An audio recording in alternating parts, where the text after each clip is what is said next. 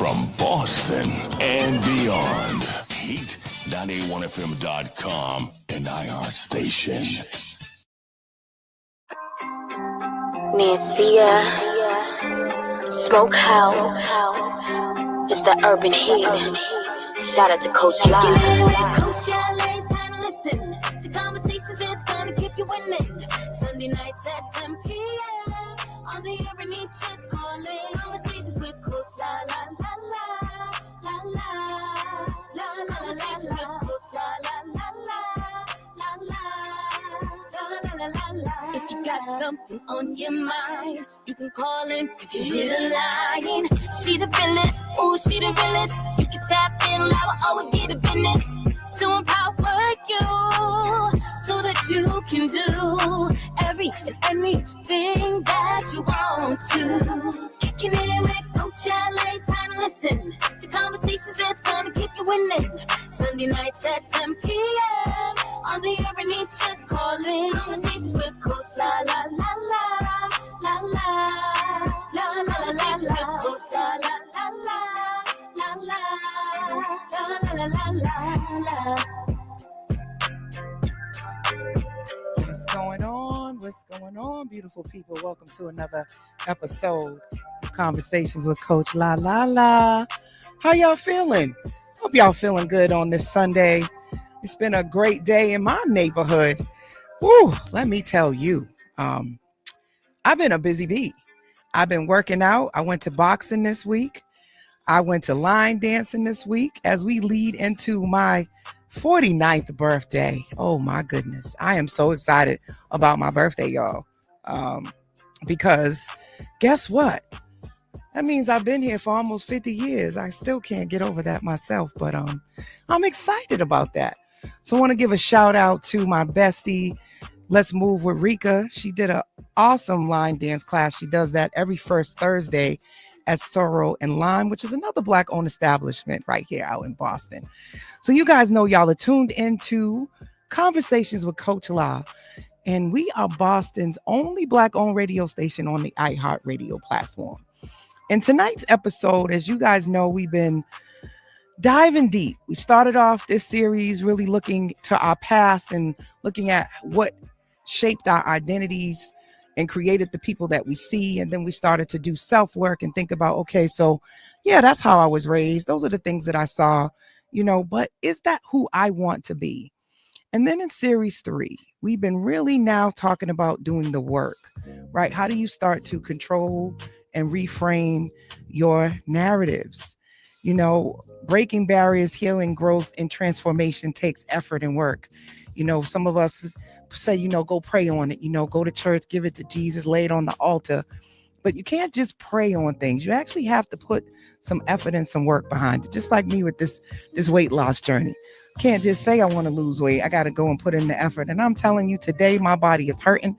Shout out to Firm Fit, had me doing my boxing and doing calf rises. I think that's how you say that. All I know is my legs are killing me right now.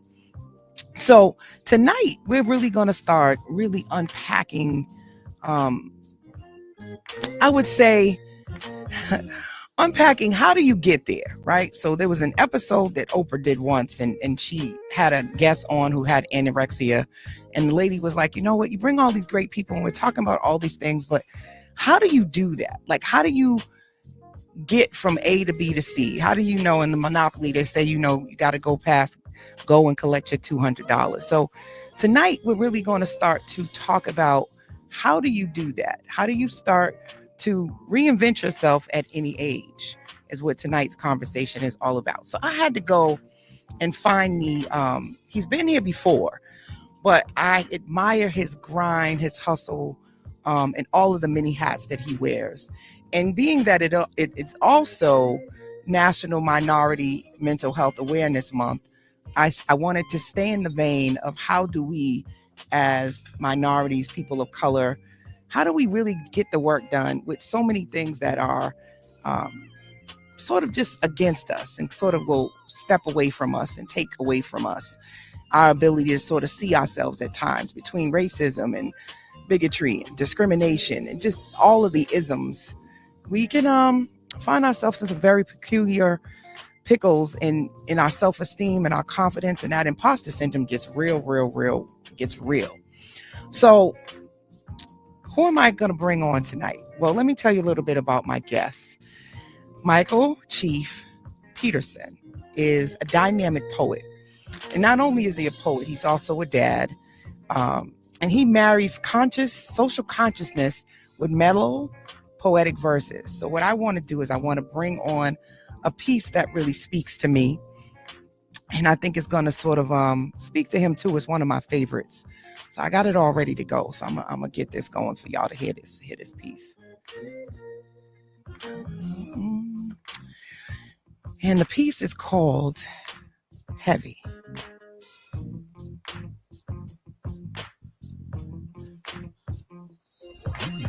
Personally, man, things start getting a little easier for me when I start taking responsibility and start understanding that the man in the mirror is responsible of what I have to do and take care of the things that I need to do, you know, and be a better person.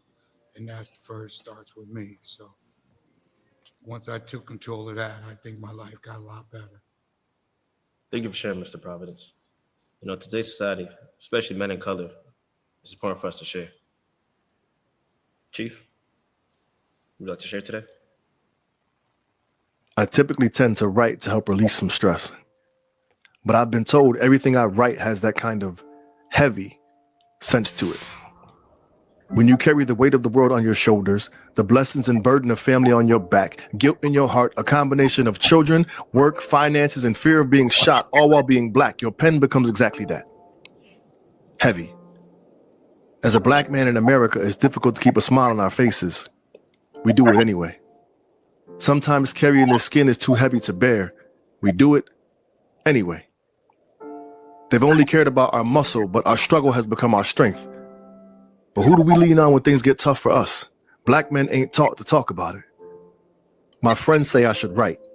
Fellas say hit the weights. My family says pray. I am the holy trinity of therapy for black men. Poet, pastor, and personal trainer. Yet what I've learned about slam, the gym, and church are the pressures to be perfect and develop a praiseworthy body of work. I must get as close to the 10 as possible. That's the score, sets, and commandments, but get crucified if the disciples don't believe in my work or word. So I work with the weight of these words I put in these bars before they snap. Because sometimes they heavy, as in the head that wears the crown, the hand that holds the pen, the man that carries the sin, the vein that joy and pain are in. Black men ain't taught to talk about it. My people say write, pray, or lift weights, but both the church and the gym come with books of judges depending upon how much is on the plate. People still in their Genesis think they can chronicle my revelations, but don't know what I keep in my Psalms. Help me do numbers and make an exodus from these stressful acts of life. I'm preaching, y'all.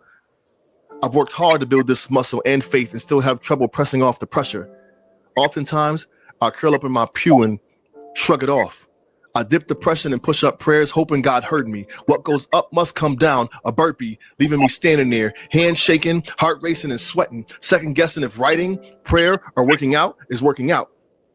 I lift prayer, push weights, and pen poems, hoping my bars are as hard as my arms so I can protect myself from the lies, scores, and stones you throw. Black men ain't taught to talk about it.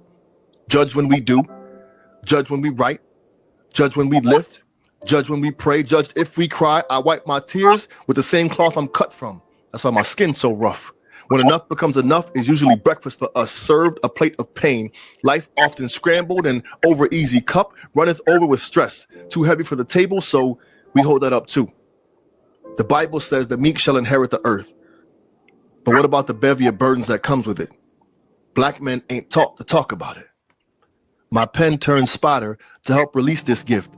But if the poem don't make you feel resurrected, then call it a dead lift. You welcome me to the church, gym, and slam. Say, come as I am. It's a judgment-free zone. It ain't about the points. It's about the poem. But I can't even write one without being judged, oftentimes by myself. I ain't never been taught to talk about it, just told to hide the heavy. We wear it so you don't have to. We carry it so you don't have to. In the name of the poet, the pastor, and personal trainer, we pray a man is strong enough to carry the weight of the world on his shoulders, because ain't a scale that can measure that. The expectation is to gain faith, lose weight, and replace this pain with poetry. The pen has become my support beam. It keeps me upright, row, chin up, so the world can't see me frown. If the black man falls in the forest, does his trauma make a sound? Since the beginning of time, the black man has always had to pick things up, never realizing how much it weighs us down. We physically lose weight, but every day we put on pounds. But I've learned to accept that heavy will always be the head that wears the crown.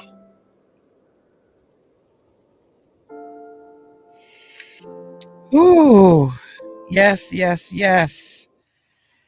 It's one of my favorite pieces. I want to give a shout out to all of my brothers, you know, and everybody that's holding something heavy at this moment. Y'all know I do this show in honor of my dad. And so that poem speaks to me, especially with tonight's conversation. So Chief is a playwright of his one-man show, I Wish Life Had Training Wheels. I love that title. He is also the first time ever poet laureate in his hometown of New Britain, Connecticut. He also appeared on seasons 4, 5, and 6 of TV One's hit series Lexus Versus and Flow. He is a 3-time Connecticut spoken word Grand Slam champion, as well as a coach for the Connecticut Youth and Adult Poetry Slam teams. He has been featured internationally, including performances in Callaloo Block Party in Kalalisi, Finland, and the 2012 London Olympics. He has graced so many stages with Brian McKnight, Music Soul Child, and Genuine, which y'all know we like a good Genuine show, right? During the Love, Heart, and Soul tour. So without further ado, I want to bring on my very, very good friend, Mr. Chief, the poet. What's going on? What's happening, man? How you doing? What's going on? How you be? How you feel? How you live? How you feeling? You know, I'm feeling really, really good. It's been a beautiful time in my life. You know, my birthday's in like a few days. No doubt. I'm about to be 49 and fine, baby. No doubt. 49 of them things. That's the new 29. So stop playing. I hear that. Word. Stop playing with her. Stop playing with her. Stop playing with me. So, you know, you've been here before. You actually and thank you for having me back. Yes, I'm glad to see you back. Some people know this, some people don't. So I'm gonna give y'all a little history. So I was, you know, scanning social media for some theme music for Poe Therapy. Y'all know I do Poe Therapy for everybody in Boston. Y'all know that I do Poe Therapy, everybody that's everywhere else. This is a live spoken word event that I do that combines poetry with mental health awareness, and really is to get people together and to create community so people can heal through words. It's a dope event, y'all. If you're around, pull up. Yes. So I was looking for music and came across this song called Poe Therapy, Poetic Therapy, actually. I want to play it. And there's two versions now. So 2 versions. So yeah, I had the first version as a second version. I actually have the second version pulled up on the screen right now. And I was like, oh my God, I found this song. It's perfect. I'm gonna reach out to I was like, he ain't gonna talk to me. I was like, I think at the time I might have had 100 followers. I don't know. It was really low. And I'm like, I'm gonna reach out and be like, hey, I love your music. Just real corny, right? I love this song. It's inspired me, and it goes along with my poetry event. And I'm just wondering, would you come and do some poetry at my event? And I can't pay you. Yeah, like, go figure. Anyways, I slid in his DM, and believe it or not, he was so gracious, so humble. He said, I'm not gonna hold you, sis. You can't afford me, but I like what you're doing in Boston, so I'm gonna pull up. I was Did like, I say that? Yeah, you did. All I remember was being in my office jumping around like a teenage girl. Like, I couldn't believe it, punching my fist in the air, like, yes, ran in the studio like, he's gonna come. So, like, it was pretty dope that you pulled up, because that show was in honor of my dad, and I told you that, and it was for fathers. It was dedicated. Everything was about dads, and it was the piece that you did with your daughter Mia that really stood out, where you and her both do poetry together. Yeah, anyway, so that's the history. I actually really found him. I know people give social media a bad rap, but it's been good to me. It's been really good to me, because you didn't know me from Adam. I was a hole in the wall somewhere. You didn't know me, and now look at us. Did we just become best friends? we like best friends now. Like, he came, he pulled up. I didn't pull up on his shows, but he's just been doing he's been doing a lot of great work since he last came. When you last were here, you were nominated for a Grammy for No, I spoken was word. being considered for a Grammy. Can't say I didn't get the nomination yet. I But got I to was get this being wording right. You was being yeah, considered yeah. first Being time, but then you did considered. it a second time too. So it was Yep, twice. yep. Twice. So his first Grammy run for consideration, Yeah, is when we linked up, and then you went ham for the next one. yeah, You dropped another album. You didn't drop the book. So we've yeah, been yeah. busy. We've been real busy. Definitely been busy for Um, sure. so Chief, tell us about your Yes. journey. I want I to mean, understand how you've gone about reinventing yourself, because I know a little bit about your background. Those who've seen you on the show before as being an educator, a dean of discipline. How did you even come to decide to want to be a spoken word artist? Like, because that's I a whole mean, that's a reinvented. You reinvented yourself. is this the part where I get vulnerable? I think I sit Well, in that midst of vulnerability, so I don't well, mind. I I'm mean, comfortable in that space. as your podcast, All Black Men Need Therapy. So you used to this. You Yeah, used to I going. am. You used to But going there. this is different. This is a different platform though. But no, I think in general, man, I think a lot of us artists or creatives in general start from a place of trauma or sadness or hurt or real life events. I'll say life events often push us to an artistic medium, and for me, it just happened to be writing. I was going through the bitter breakup blues and ended up writing about it. I read a poem at an event, and a gentleman, I'll never forget. I was 19 and he was 55. He walked up on me. He shook my hand, like looked through my soul, and was like, I'm 55 years old, and you said something I've been trying to say my entire life. And I just remember the impact of being like, if my sorrow and sadness can empower somebody, then I'm on the right track. So I went back to that same spot every month and read a sad ass poem. and at the end of the month, he was like, yo, dude, you don't got nothing positive going on in your life? But I'm like, and I just like bet. And I kind of shifted my writing a little bit, and it kind of took off from there, man. And we talk about reinventing ourselves, and I think in the creative realm, you always have to find ways to I'm trying to find ways to level up and continue to outdo my last poem. And that's a struggle I think a lot of us have. We want to outdo the next best, create the next best poem that we have. But I think if we just continue to create art and put it out there, we'll be on the right path. And my guys kill me all the time because I'm writing all the time, but I'm not putting stuff out there. And I'm working on being better at social media posting. And even with that, a while ago, I would have said I'm not good at social media. Now I speak in the affirmative, it's something I'm moving toward. But that's just a lesson I've learned and just speaking in the affirmative. So yeah, I'm working towards that part. I remember you saying that the last time you came, you it wasn't your jam to do a lot of posting, but your content, like the video that I just played for Heavy, like you have some really good content where you take your spoken word and you put it to visuals. And that's not the only one you have like that. You guys got to go make sure you go on his YouTube channel. He has a lot of content. So I just wonder, for those that struggle with holding multiple spaces for themselves, like this professional side of being a dean of discipline, and then this creative side, people often really struggle with how to be able to do both. And do they ever collide? Right? Like the image that you put out for your professional side versus Chief, the poet. I can't say that there's a collision. I really do try to be authentically me in all of my spaces. What's weird is sometimes I find myself getting in trouble because I'll post my real thoughts on how I'm feeling just on social media or something, and the board of ed become like, listen, you got to be a little more gentle. Like you can't. So I find myself in a conundrum at some points, but I think there's no real collide. If anything, I try to intertwine them. And I can tell the stories from my job in my poetry, and I can fuse it all together. I can use my poetry to connect with my students and so on and so forth. So I think it's not really collide. It's more of an intertwining. Like it's a gentle mesh of it all to kind of establish rapport, make connections, and inspire the youth or inspire the people around me. So I don't view it as as a collision or as two separate entities. And it's the irony in it is I've recently met someone who, we all have. So Chief is a nickname given to me. It's not just like my poet name. It's a nickname that my coach gave me when I was in high school. It's been my name ever since. And some people have like stage monikers and where they are an entirely different person. Yes. The poet is different from the person. And I recently learned that. I'm like, yo, I got to respect that, but it's just not how I operate. Like I'm Chief wherever I go. Right. You know what I'm saying? And there's not much of a difference between the poet and the person. Like we're intertwined. We're one and the same.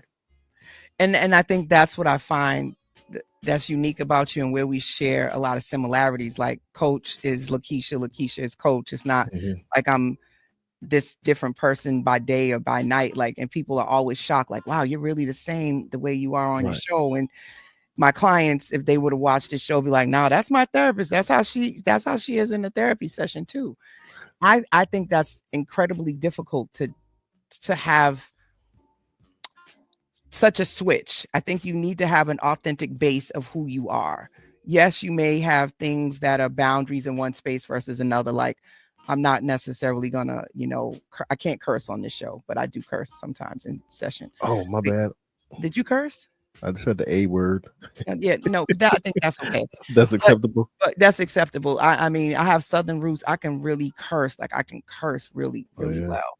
But I can't let it rip like that on this show. It's not appropriate. So that might be a change. You'd be like, oh my God, I saw her and she likes to curse. And you go, really? She curses? I didn't hear her curse before. She always speaks professionally. But they're gonna still say I'm authentic, I'm funny. Well, not my family. They think I'm corny. But other people think I'm funny. Shout out to my nephew too. I seen you on here. You should be in the bed. Why are you watching my show? It's not for kids.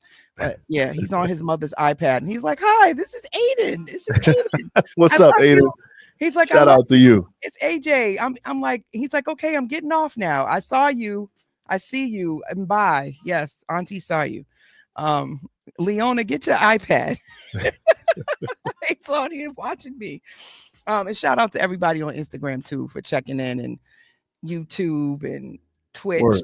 Y'all checking in. I see y'all. Thank you for the check-ins. Well, I sent the YouTube link and the Instagram link to my people. So shout out to all y'all who did tap in. Yes, I see y'all. Y'all can comment too. Make this an interactive conversation, because ideally we really want, if you're struggling with this, with reinventing yourself, do you find that when you want to make this leap, that people want to sort of hold on to whatever image or perception of you that they think you should be?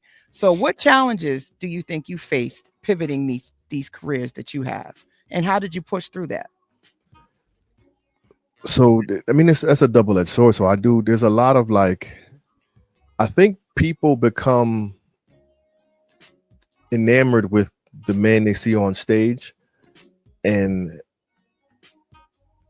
don't necessarily know the person behind it. So they get that piece, and I think the limelight is what gets them.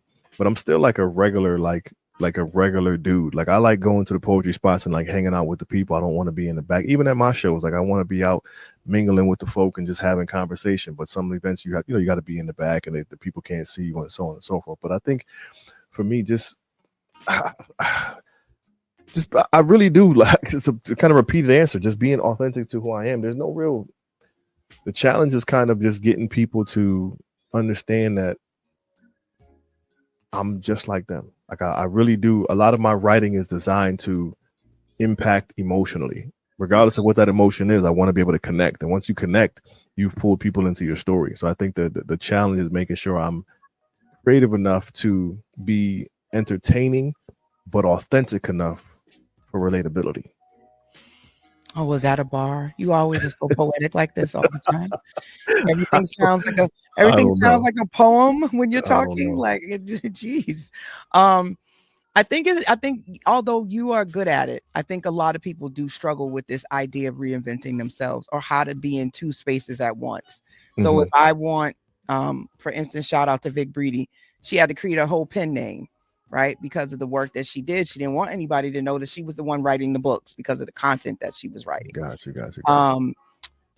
The idea of, and I'm gonna throw up a stat right now, that most people as they age feel like, they're out of time, or they can't do certain things, like go back to school, or you're too old to be a rapper. I'm too old to get into poetry now. I should have did it when I was younger. How do we, show up in these spaces despite age? I think that you have a very young spirit. You do a lot of things that maybe some people are like, oh yeah, hang that up. Well, granted, poets don't really have to. We kind of are locked into. I don't know. That's one thing you can get older and still do and still be cool. I think. I don't know. They kind of give rappers a bad name, but not necessarily poets. Like, you could be 80 and still be a poet. So I think for me, it's been finding the next thing to keep me motivated. And I think this Grammy run has been something that's really been inspiring. It's forced me to push my pen. It's forced me to step into a bigger realm of social media. It's forced me to learn some different things. And I think I've recently accepted the fact that I can't do it all by myself. Oh, And through this whole process, it's like, bro, you need a team. And I'm like, and I'm having this conversation with the guys, like, yo, I want a team, but I want it to be people who believe in me, people who are willing to continue to fuel the fire and support me in a way because they believe in my work. And then, you know, we have the real conversations. Well, do you want to pay the best person for the job or the person believes in you the most? And it's a reality you got to look at. Like sometimes, you know, you got to put your money in people who do what they do. Like there are social media strategists out there who can get busy and give me exactly what I need, but I'm shying away from them because I don't know if they believe in me or they just want my dollar. That's a great point, you know, because I can be good at what I do and not necessarily believe in you or believe in your work. Right. And I would want alignment, right? I would want to believe in the people that I get behind or who hires me. I would want that, but I'm sure that that's not everybody's value system. So when you start thinking about what are your core values versus someone else's, they may not be in alignment. Like I know how to get the job done. I know how to do your graphics. I know how to make sure that all your SEOs are aligned, so you get the views or whatever, but I could care less what your poems are about, right? You know, and that's what I'm saying. I don't care what you're talking about. I don't even listen to what you be sending me. I just know how it should look aesthetically. So I think that is, you know, part of the reinventing of yourself is to get really clear on what your core values are and what you believe, because it isn't always about the money, right? You want a team that, like you said, that believes in it, that you respect. And they may not always know all the answers or be, you know, the best at the job, but they still get the job done. There's a quote I love is that done is better than perfect. Yeah. You know, And that's so funny. That's so funny. Bell says that his wife actually gave that to him, and he says it to me a lot. But my guys on the All Black Money Therapy podcast, they're constantly on my heels. And like, I just learned that I operate in artist brain, and my man Bell has a business mind. And it's just like, when he's trying to like, we had like an epiphany moment where like a serendipitous moment, I guess, where we were at a performance together, and he kind of saw me in my artist space for the first time. He's like, oh, now I get it. And I'm like, oh yeah, now I get.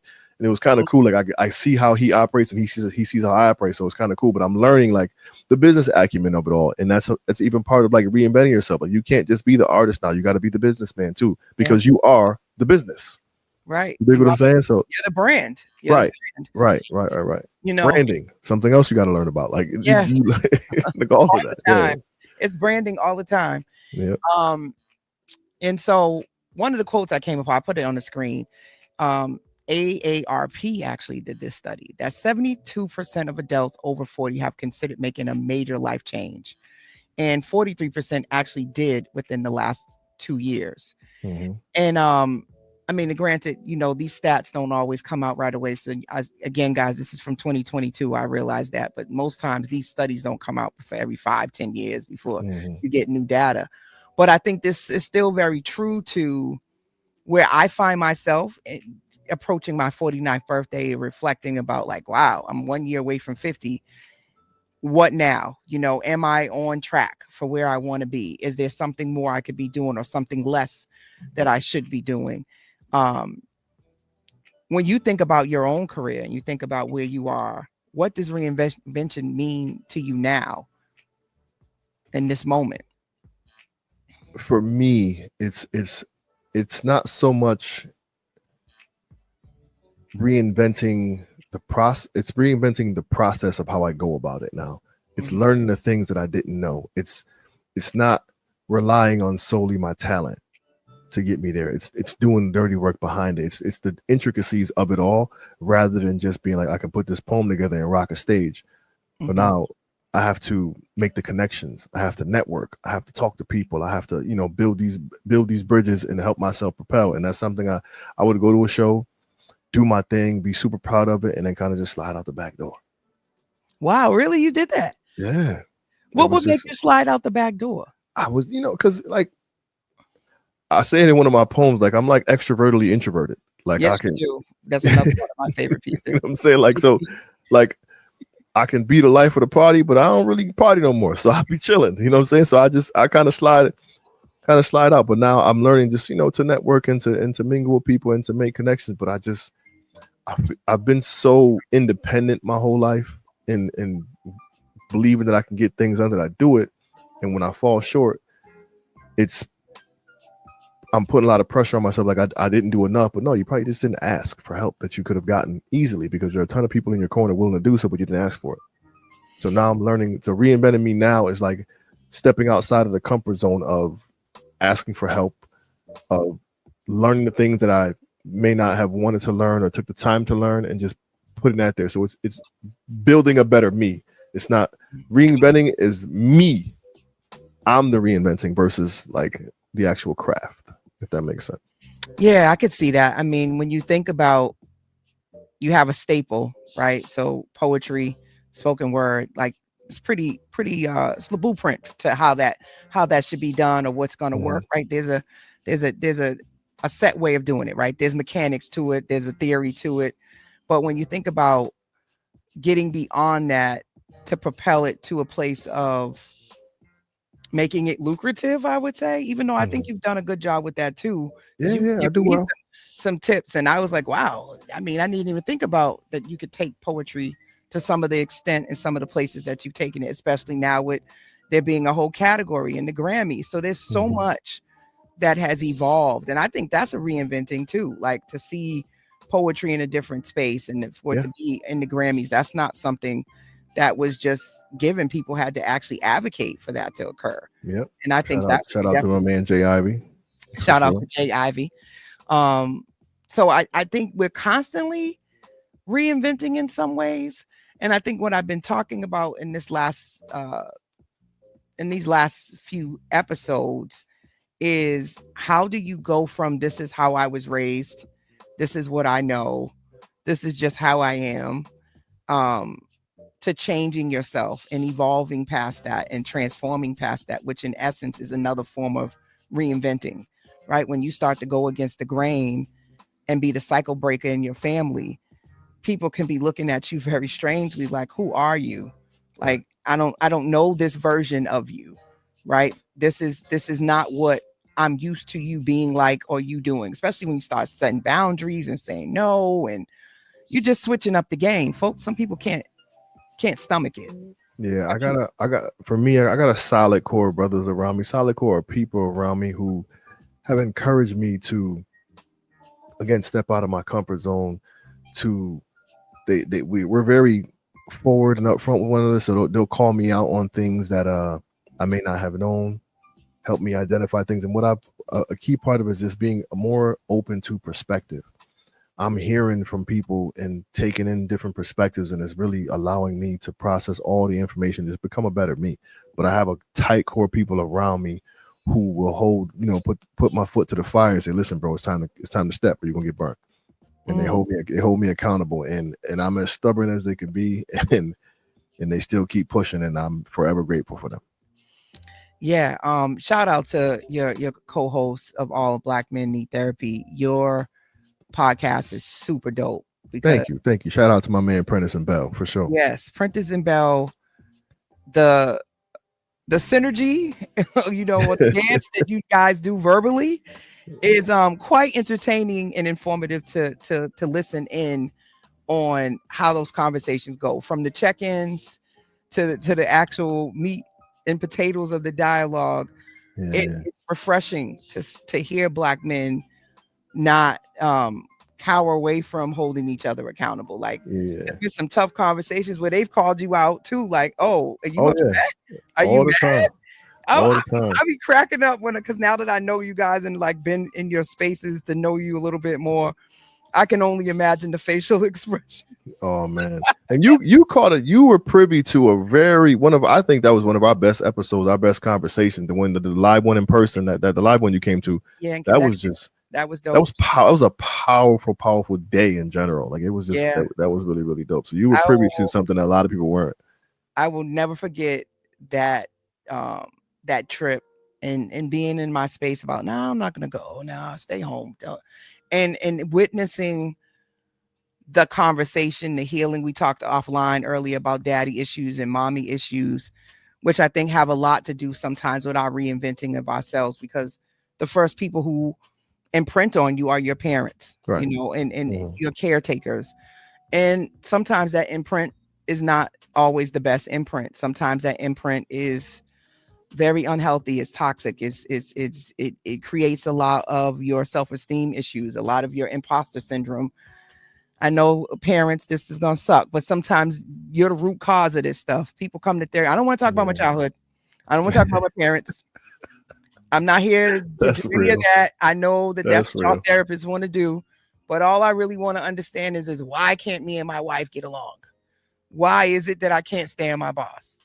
Why is it that I have road rage? Like, I don't want to talk about Right. my parents. I don't want to talk about my childhood. I don't want to talk about what happened to me as a kid, because I don't think that has anything to do with this. My wife, she just doesn't listen. Like, Right. so it's And interesting. No matter what, y'all looking, I'm looking in the camera. No matter what, every therapy session, eventually, we talk about your childhood. yeah, we got to go back to it because you never Eventually, realize how much that stuff shows up, man. it, It's super super important, and it plays a much bigger role than we even realize, than we even think to big role. realize. Which brings me to my favorite question. Oh, What does therapy mean to you? I know we talked about it the last time you were here, but I'm curious, how is it playing a role in your life now? Because I think last time we were here, you had not gone to therapy. You did not have a therapist, but you were considering it. It wasn't yeah. something you were opposed to, but your podcast served as your therapy. Yeah. Talking to my guy started off as Yeah. my therapy, and we had a session about fatherhood and about daddy issues. And I'm listening to Prentice and Bell talk about their experiences with their dad, and I didn't speak for like 30 minutes on the podcast. And I'm like the facilitator, like I'm always in the middle of something, but I'm not speaking. And I found myself getting angry. And it was like, I really have nothing to contribute to this conversation in terms of like experience, because I didn't have any. And I was angry, and I'm like, yo, this is so much deeper than I thought it was. Like you probably should talk to somebody about this. So that's kind of how it happened. Like I remember that conversation clear as day. And I after that conversation, I reached out, did some Googling, met some people, tried out 2 different therapists, found one I was kicking it with for a while, and everything was good. And I recently I actually got an appointment with a new one on Tuesday. My previous therapist had some personal things happen. Somebody got murdered in her family. She's on hiatus now. So yeah. So she's dealing with, even the therapist need a therapist sometime. But no, therapy has been monumental for me, and just in terms of being able to look in the mirror. I think the hard part for most people is looking in the mirror, acknowledging what it is we need to acknowledge, accepting it, and then actually doing something about it.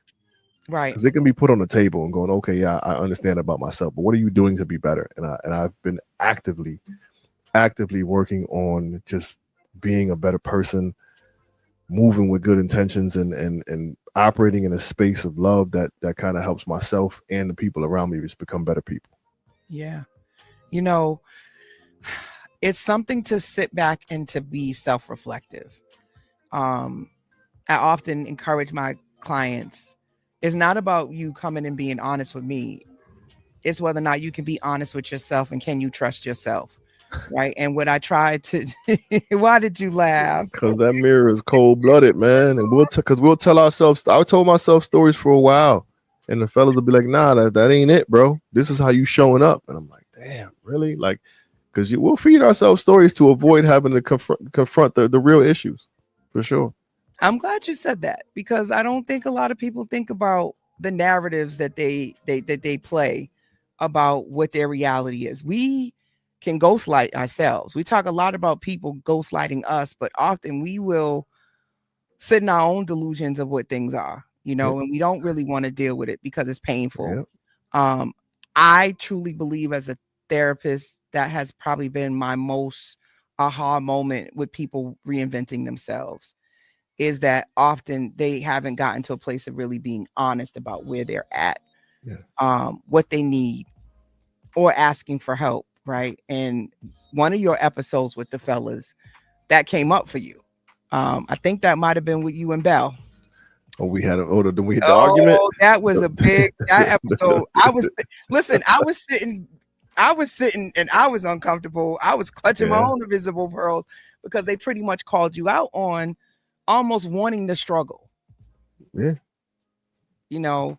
Yeah. It's fair. And I put myself through that. But again, when you don't realize how you're showing up and like you're literally doing things so you don't have to ask people and putting yourself through more difficult times, you're like, damn, why did I do that? Right. And again, when you don't have people in your corner telling you about that, you're going to continue to do the same thing. So I have people who would tell it like it is, and I gotta own it. And again, my stubbornness wouldn't allow me to, my pride or ego, whatever you want to call it, wouldn't allow me to until you sit back and go, bro, you're just hurting yourself. So you got to make an adjustment, and that's kind of where I'm at now. Still trying to adjust to discomfort. Yes, I'm glad I have learned, and for everybody out there, is to get comfortable with being uncomfortable. For sure.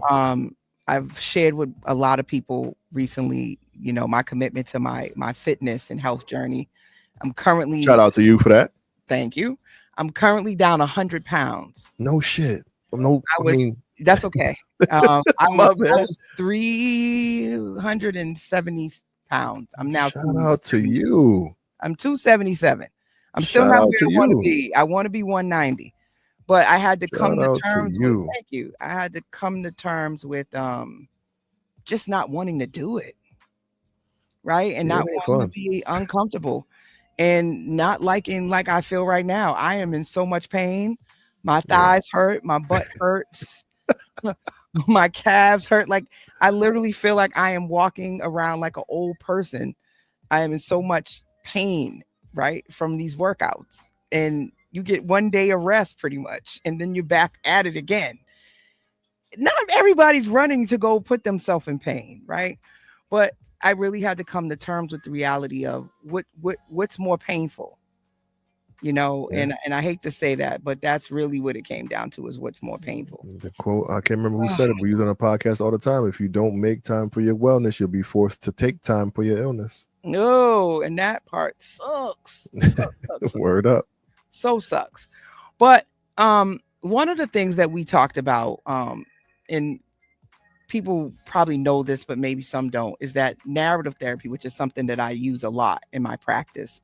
And one of the things that I connect the poetry to, because sometimes it's hard to sit down and write like a whole, letter to yourself, a novel, a script, but a poem, often people can digest and kind of can do that, and it doesn't feel so overwhelming. But narrative therapy really encourages individuals to reauthor their life stories by shifting perspectives, which you already alluded to, embracing identity transformation. Yep. And as you're sitting here and you're talking about adjusting to being uncomfortable and asking for help, what are you needing to shift in your identity to do that?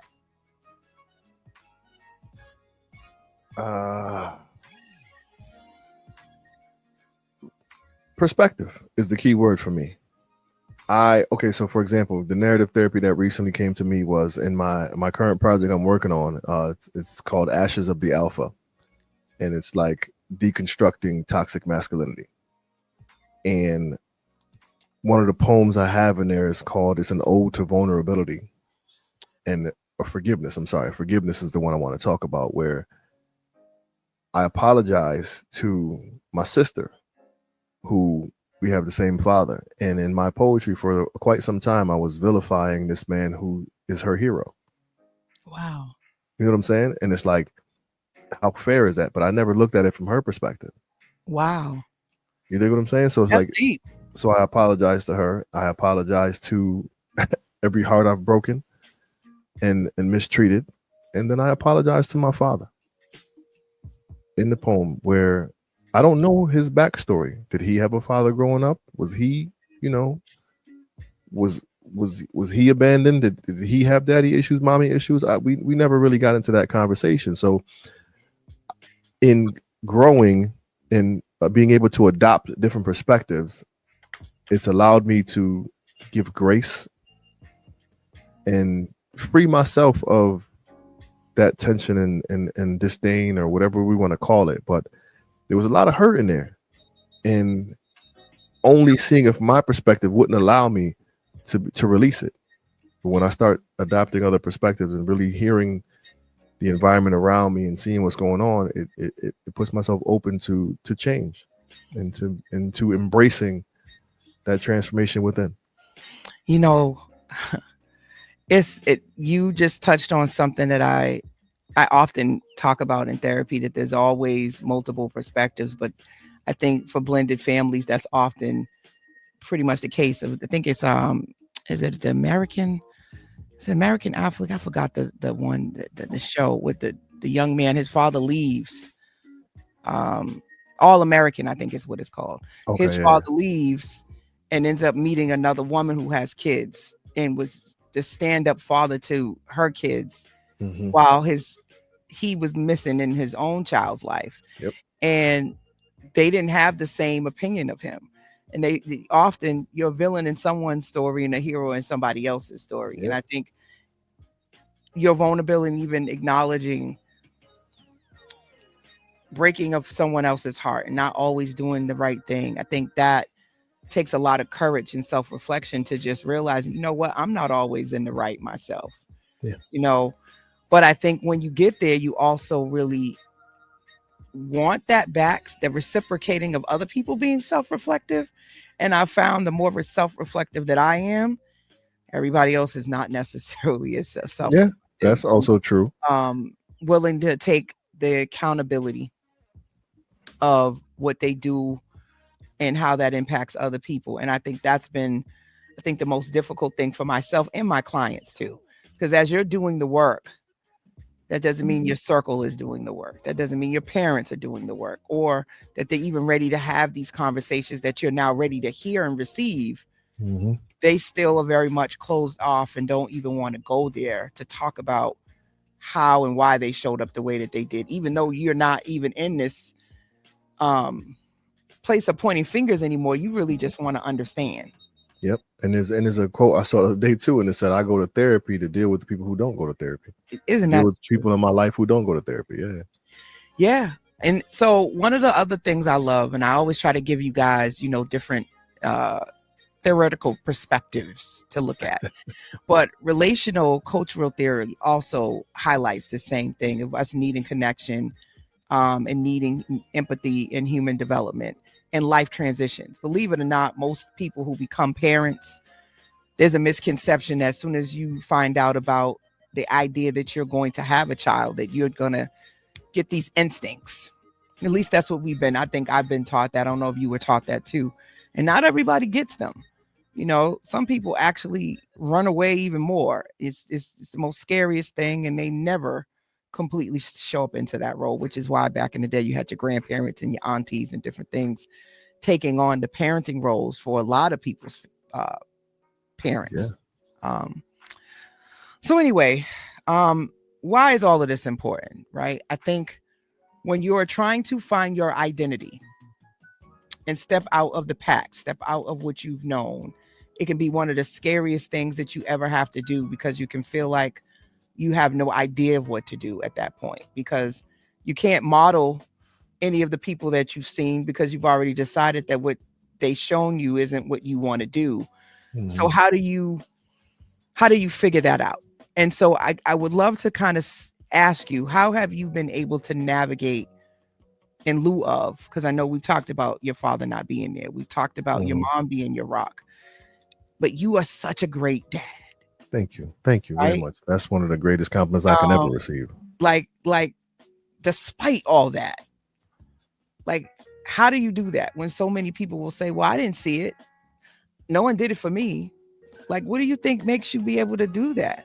I mean, shout out to TV, I guess. You know, you learn things. You learn, I mean, shout out to TV and books and other families. I think for me, like, I have a friend who grew up just like I did, similar situation, no dad around, and he was so triggered by it that he didn't want to have children. And mine was the complete opposite. Like, I wanted to, and I wanted to be the best father I could be. So it does impact people in different ways, but I think just I don't know where that desire came from, but I do know I modeled what I what I do and how I behave in my parenting situation from television, from books, from friends and family, from trial and error at my job. Like I've been working, every job I've ever had has been dealing with children. So I'm able to navigate a lot of the experiences in there and kind of bring them home and use them on my children. But it's been a passion of mine since I can remember. I've always been passionate about kids and always wanted to be a father. And I remember the moment I learned I was going to be, it's as clear as day in my head. So it's something I'm super thankful for. And I think just surrounding myself with people who are upstanding dudes. Like you see the quote, it says like, how come dudes who have friends who don't take care of their kids don't say anything to those friends? Like, no, I don't have those friends. You know what I'm saying? Like, and it's crazy because my homegirl has an older daughter. My homeboy's daughter was talking to her mom, and she was just like, she was reading a book about something and, you know, talking about how dads aren't there. She's like, Mom, I don't know anybody like this. Like all of dad's friends take care of their kids. And I think that's just the coolest compliment when you're just surrounded by people who are doing the right thing. Right. You know, so right. Getting yourself around positive people and it'll just change your world. They say you're a combination of the 5 people you spend the most time around. And when I think about that, I'm like, wow, like my personality traits are really wrapped around those 5 people. And it's kind of interesting how it happens.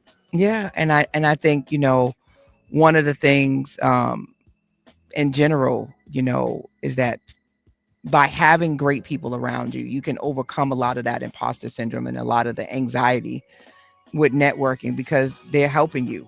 You know, I've been told my name is showing up in rooms that my feet have not even stepped into. And I really give that to networking. Yeah, right. That's a beautiful thing. The more you network, the more likely that people will be putting you into more spaces. Of course, you got to have integrity and all the other things that go along with it. But yeah. I think those are some good things. So I can't believe this conversation is just going by so fast. Maybe they keep telling me I need more time. Maybe they're right. So let's get into my favorite part of the show, right? Bet on self. The bet on self moments, right? And now most people who have been listening, because I got a lot of people who listen all the time, that y'all know what a bet on self moment is at this point, right? But these are those moments in your life where you really, really take the reins and you say, if not now, then when? And if not me, then who? And despite what people may have told you were going to be and what you were going to do, you go, yeah, nah, I got a different plan for myself. Yeah. So talk to me about bet on self moments that you're having in this moment, either past, present, or maybe even something you're thinking about in the future.